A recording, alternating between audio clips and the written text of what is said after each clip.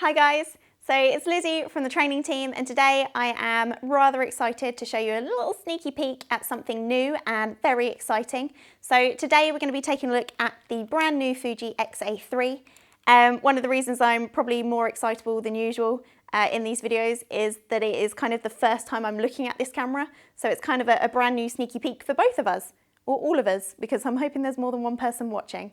But kind of initial looks at the camera, I want to talk about design a little bit. I have been using the X-A2, so a slightly older model.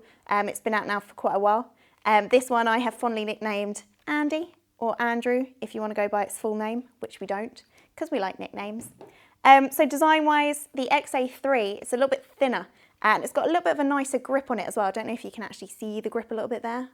A little bit of the grip. It's a little bit nicer to hold, probably going to make it a little bit easier when I am out and about, especially if I'm shooting all day with it or having it in my bag. It's a little bit lighter too, which I quite like. Quite light cameras means I don't need to work out as much or go to the gym, which I never do anyway. A couple of other things about its design as well, or one thing that I've just noticed, is we've got our little focusing modes in a little dial on the front again. I don't know if you can actually see that, but click, click, click. Which I think is quite cute.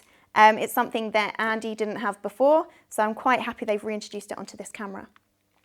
The other things about the design, one of the things I loved about the X-A2 was its flip out screen and the way that it can flip out right round at you as well.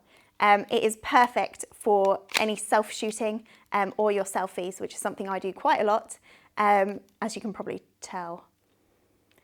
I am going to talk about the selfie mode a little bit later on though. So design-wise, nice. It comes in a variety of colours. I actually quite fancy this one. It looks quite leathery, so it looks quite retro. But I do have a couple of the other colours with me as well, just so that I can decide which one I actually want. So you can get it in the black, and you can also get it in the pink, which actually looks quite nice. But the brown kind of won it for me, gotta say. So that's a little bit on the design. Spec-wise of the camera, it's 24 megapixels, which is a big deal, especially if you want to crop into your images and capture all of that detail. Now, I like printing canvases, not only for myself. If you ever go into my house, it's basically full of canvases, but for my family as well, because they make great presents. So to have that extra bit of detail on the sensor is going to be kind of a massive bonus for me, especially with Christmas coming up shortly. I'm already counting down the days until Christmas. We've also got on here a couple of new features. So we've got an improved selfie mode or self-portrait mode, which is just going to smoothen out the skin tones a little bit more. And we'll take a few shots with this just so you can see it in action. And we have also got improved focusing. So it's going to be quicker to focus, especially in the video mode. And what I might do later is actually just shoot a bit of the video on this camera so you can see the quality of it. Because again, it's going to be a first time that we're both going to be seeing the quality, or more than both. Just going to walk you around the camera actually, because I'm quite intrigued to look at all the buttons on the back of it. One of the big differences between this and the X-A2, so between Andy, is again just a bit of the design on the back.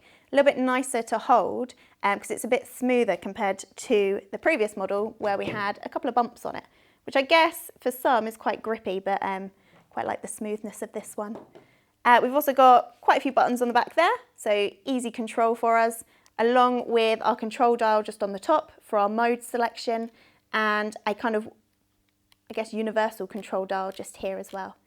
It has got Wi-Fi, so like a lot of new cameras or a lot of the cameras that are on the market nowadays, I can easily connect to my phone or my tablet, transfer across any photos or videos so I can instantly upload them too. So my social networking now is just going to go mental with all the uploads that I'm going to be doing later on today.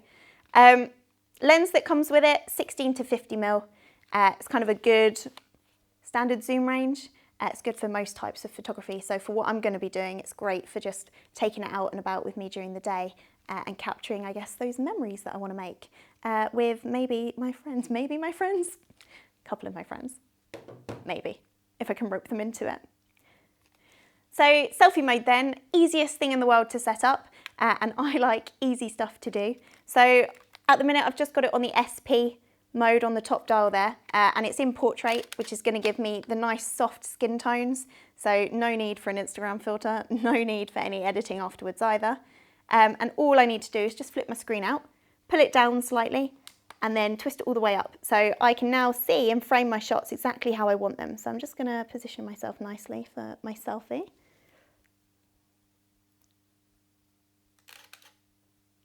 Nice thing about this too is it's actually touchscreen, so I've got touchscreen control. So if I wanted to now just shoot a video on here, I'm just going to hit my video record button on the back, and if I ever wanted just to change where I'm focusing, I can just tap the screen and it will do it for me. Now the handy thing about this screen in particular is the camera that we're currently using to film on doesn't have this flip screen. I have no idea what this video is looking like on the back of that screen right now. So I normally have to carry around an extra handy pair of hands, Mr. Mike. Hi, that's me. To do all of my filming for me, which can sometimes be a little bit awkward, especially when he gets bored of the certain things that I'm filming, like the flowers in the garden normally, or my vegetables. Let's stop that video clip right there. I think I'm a bit of a fan of this camera. Nice thing about it though, it's got quick autofocus. So when I am out and about with my dog, or when we're going for dog walks in the park, it's going to be quick at focusing for him, along with its frame rate. So it's 6 frames a second when he's jumping around in puddles, especially in the sea, because we like to go to the beach a little bit.